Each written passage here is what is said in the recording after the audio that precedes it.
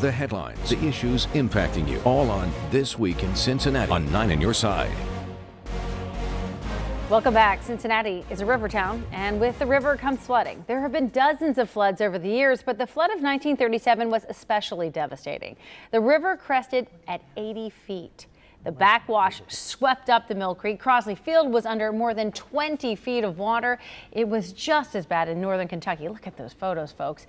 And you know what? It took weeks, not days, weeks for all that water to drain away. And joining us now to talk about the 37 flood and how it really changed the area is historian Dan Hurley. Welcome to This Week in Cincinnati. Thanks for being here. Good to be here, Donnie. Okay, so the flood of 37 we just talked about, terrible. I mean, really, to try to give us an all-encompassing way of understanding how bad this was. Well, it basically cut the region into thirds. I mean, the only bridge that stayed open was the suspension bridge. All the other bridges shut down because the approaches to the bridges, not the bridge itself in the middle of the river, but out the approaches were all shut down. The suspension bridge, by sandbagging, was able to be kept open. But obviously, the Little Miami flooded, and most importantly, the Mill Creek, which is what you're seeing here, which was the industrial section of the city. That all floods. Folks, and hopefully everyone knows where the Mill Creek is. It kind of runs right by Ivory Dale and all that stuff. Spring Grove Avenue, yes. Basically all the way out Spring Grove Avenue, Dalton. And this all floods, and what's critical about this is because this is where most of the industry was. Is this the creek? This is not the river. This is the creek flooding. No, this is the river. Okay. The Mill Creek Valley is the original path of the pre-glacial river called the Taze River. And the glaciers changed the path of the river. But when the river floods, it sought its original path. So flooding into Knowlton's Corner in Northside happened almost every year. And people knew how to cope with that, but 37 overwhelmed them. So how things changed because of that? There's now a pumping station or a dam for Mill Creek. There's the Mill Creek Dam. It's the most important thing that happened after the 1937 flood on this side of the river. I mean, all the flood walls on the other side of the river, but that Mill Creek Dam is there to keep the Ohio out of the Mill Creek. And what those pumps do is they pump the water from the Mill Creek as it floods over into the Ohio River, which can handle it.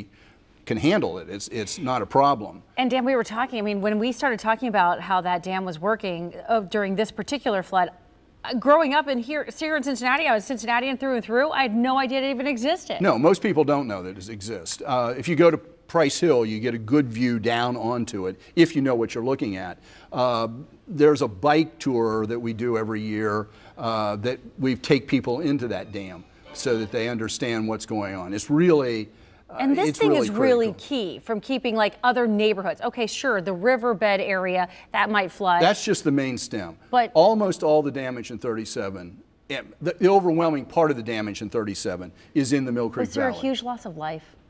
There was some life.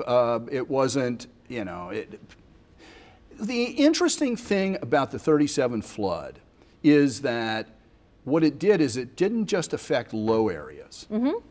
Because it flooded the Cincinnati Waterworks, and because it flooded CG&E's electric generation plants, on Black Sunday, it shut down the entire city. So people didn't have water and they didn't have electricity. So what you realized in the 37 flood was that the infrastructure of a modern city, that we're tied together, whether we live in Mount Lookout or Price Hill, you were still affected for weeks, even though you didn't have water anyplace close to you. That had to be chaos in this city. People had to find the natural springs to go get water. Wow. Or I've got film, for example, of one of the breweries on Central Parkway, and they're tapped into the artesian wells and the aquifer, and they just put taps out. Now, when I first saw this film, I thought, oh, they're just distributing beer. No, it was. That would have been nice. That would have been. Water was a little more essential. But it was water, so people could come and fill up whatever they could and take that home. And so then, did cities, the system we learned a lot from that, and they adjusted and changed things specifically to handle it. Yeah. So, for example, like if you look into Kentucky, you see the flood walls. Sure. Or if you drive out to what I think we now call Riverside Drive on this side of the river too, you'll see the pumping station in the East End. all of those flood walls are set at 83 feet, which is 80 feet for the 37 flood plus 3 more feet. So that's the, but then certain cities don't have any flood wall.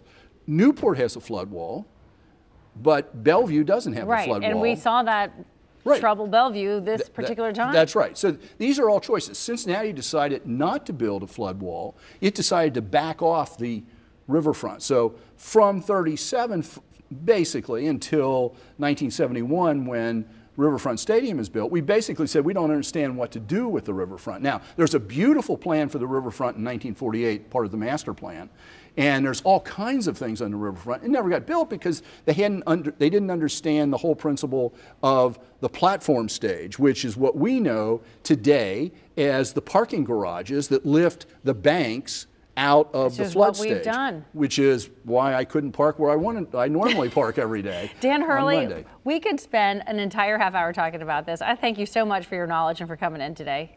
Good to be here. Great.